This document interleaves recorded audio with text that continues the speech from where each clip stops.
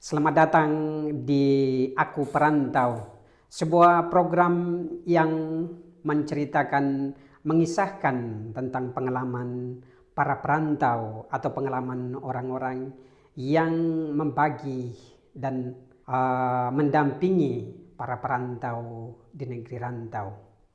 Dan pada kesempatan ini kita kedatangan seorang tamu yang juga spesial karena tamu kita ini baru saja menyelesaikan studi doktoratnya di salah satu universitas Pontificia di Roma, kota abadi.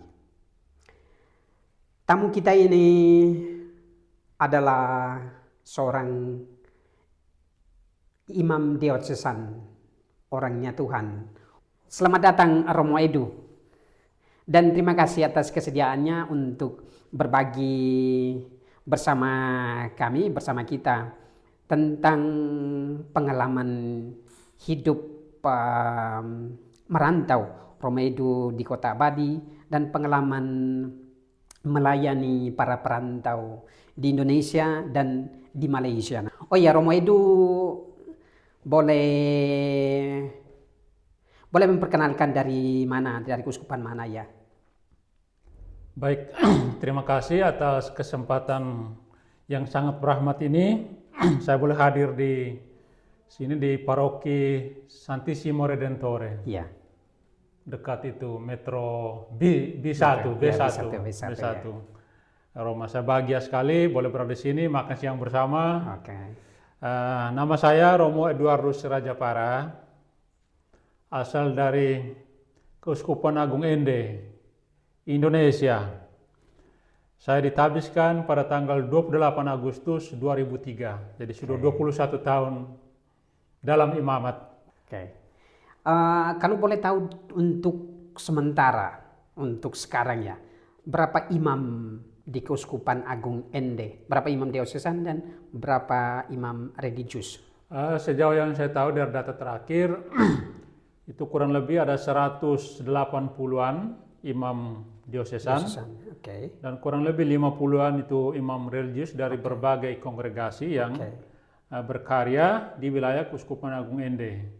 Baik yang berkarya di paroki maupun di rumah sakit, panti asuhan maupun di sekolah.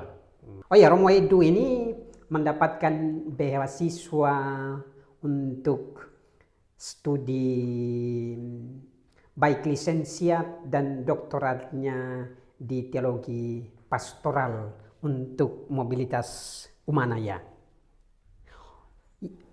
Untuk lisensiatnya kapan ya, Romo? Lisensiat saya mengambil program lisensiat dari tahun 2009 sampai 2011 di SIMI, Scalabrini International Migration Institute. Ini sebuah institut yang berada di bawah kongregasi misionari Santo Carolus atau Scalabrinian, kita kenal. Itu berdasarkan itu kerjasama antara Keuskupan Agung Ende dan kongregasi Scalabrinian, itu provinsi Asia Australia kalau saya tidak salah. Iya, benar. Santa Francesca Cabrini. Jadi waktu itu saya bersama dengan 2 romo lain. Dari keuskupan yang sama atau? Dari Keuskupan Larantuka itu Romo Lucas Laba. Dan dari Keuskupan Momere Romo Marcel Vera. Selama 2 tahun kami ambil itu program lisensiat. Berarti dari tahun 2009 sampai 2011 ya. Setelah itu Romo pulang kembali ke Indonesia, ke Keuskupan Agung.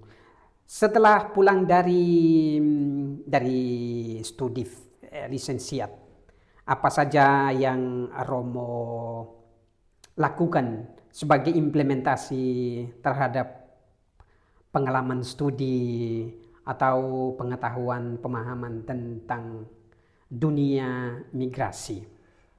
Jadi saya bersyukur bahwa saya bersama dengan 2 romo yang sudah saya sebutkan tadi itu boleh mengalami formasi akademis di SIMI, karena itu menjadi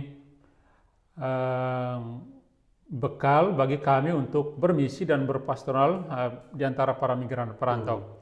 Jadi setelah pulang dari Roma, setelah mengambil S2 lisensiat, hal pertama yang saya lakukan adalah itu penyadaran tentang fenomena migrasi, masalah migrasi kepada para pastor. Karena para pastor itu adalah ujung tombak ke dalam karya pastoral. Benar, selain awam.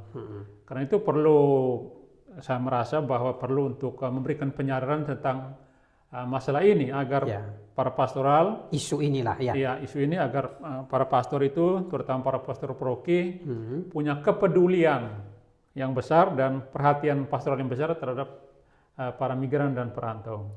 Proses penyadaran ini tentang isu migrasi itu apakah dilakukan hanya di lingkup wilayah Keuskupan Agung Ende atau lingkup keuskupan di seluruh Pulau Flores?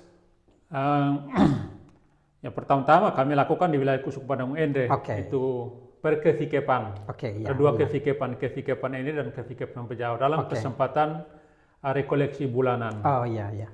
Selain itu juga di level regional,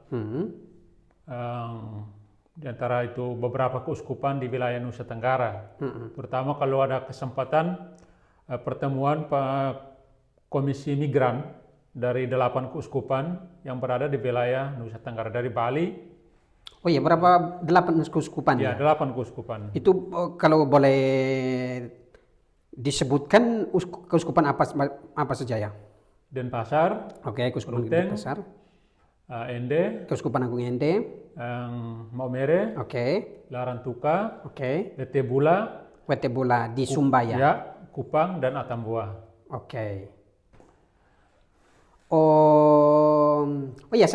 Selain proses penyadaran terhadap para pastor tentang isu dan masalah migran atau migrasi atau para perantau, khususnya masyarakat kita yang kalau dibilang pemahaman tentang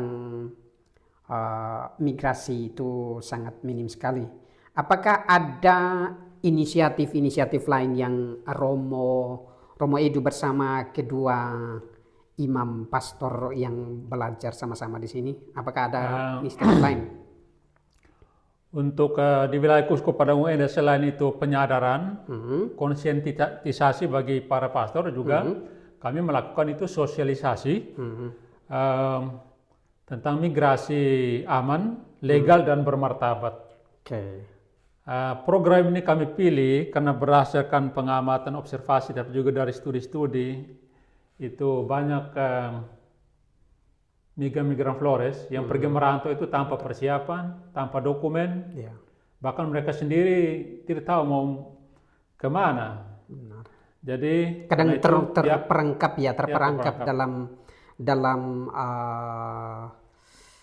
dalam situasi tertentu, misalnya dibohongi gitu ya. Betul. Bahkan menjadi korban perdagangan manusia. Saya dengar Romo beberapa tahun ya ada sempat melakukan kunjungan pastoral di Malaysia, di beberapa tempat di Malaysia.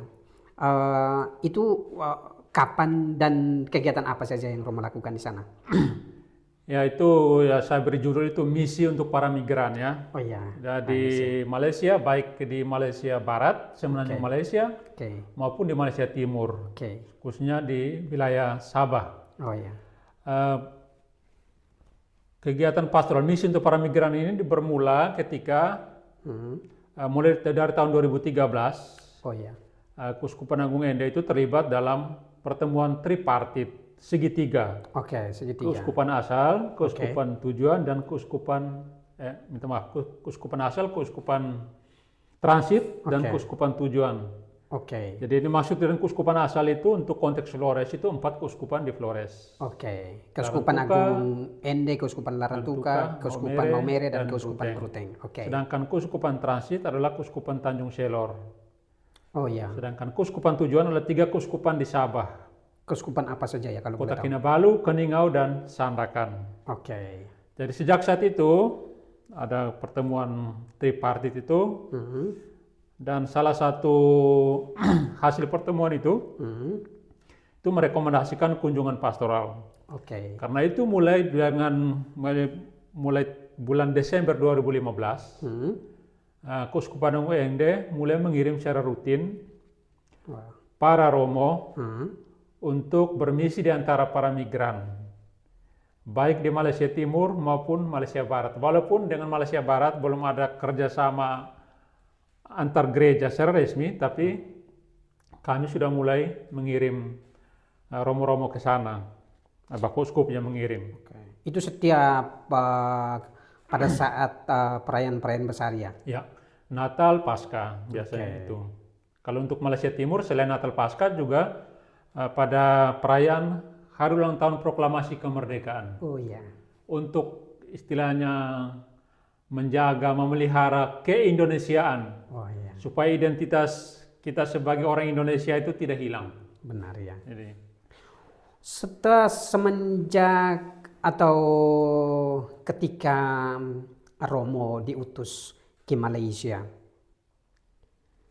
sejauh observasi atau sejauh pengamatan Romo, bagaimana keadaan saudara-saudari kita para perantau, para migran, baik dari Flores maupun dari kalau dibilang dari NTT lah, atau bahkan dari Indonesia, keadaan mereka bagaimana?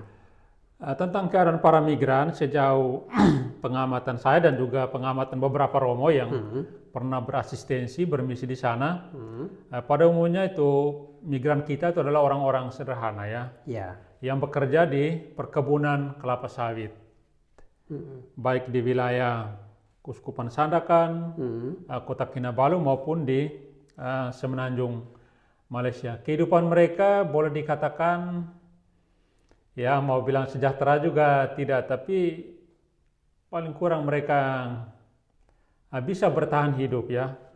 Walaupun gaji yang mereka terima itu tidak terlalu besar.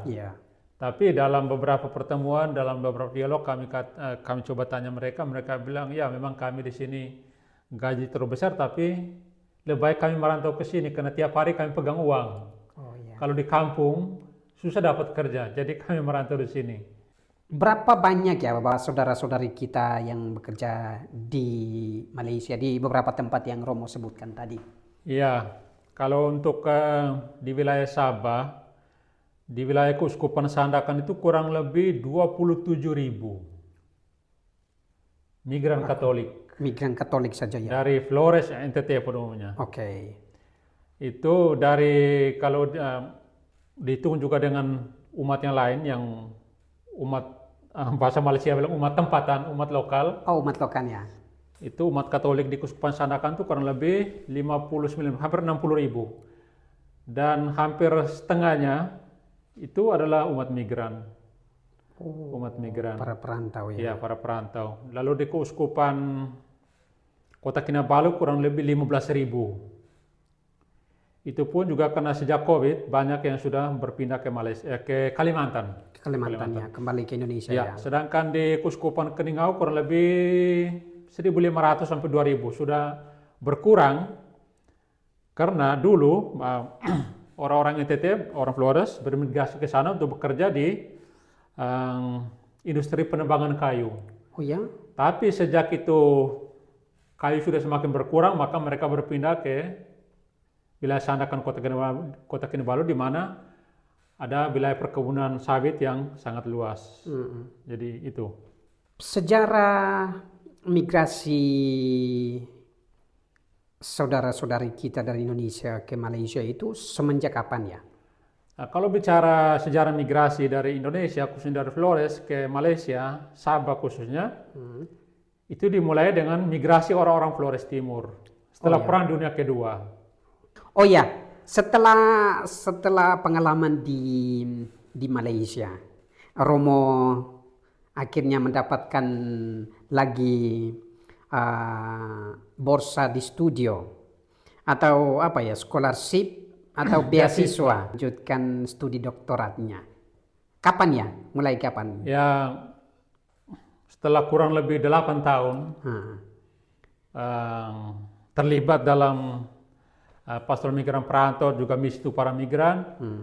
Pada Desember 2019, Bapak Uskup itu mengutus saya untuk itu mengambil program S3 doktorat di Universitas Urbaniana dengan beasiswa dari Vicariato di Roma, Keuskupan Roma. Keuskupan Roma dalam kerjasama itu, dan saya ditempatkan di Paroki Santa Maria Stella Matutina. Jadi sambil istilahnya sambil melangsungkan pelayanan pastoral juga sambil belajar, sambil studi. Jadi semenjak Desember 2019 sampai sekarang, apakah semenjak saat itu beberapa tahun ini, apakah Romo pernah pulang ke Indonesia atau? Saya tidak pernah pulang. Apalagi waktu itu ada COVID ya, pandemi COVID 2 tahun itu yang kadang menyulitkan saya juga untuk kembali, tapi juga untuk misalnya ke Malaysia untuk membuat penelitian lapangan. Karena sangat tidak mungkin. Iya benar. Kan selama 2 tahun itu kan jadi susah. Saya tidak pernah pulang.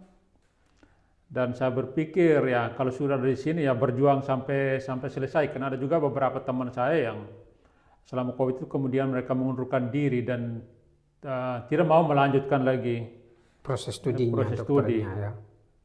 Berarti Romo ya luar biasa kalau saya mau katakan tekadnya dan kerja kerasnya, niatnya untuk belajar, untuk mencari pemahaman, memperdalam pengetahuan, pengertian tentang dunia dan isu migrasi itu sangat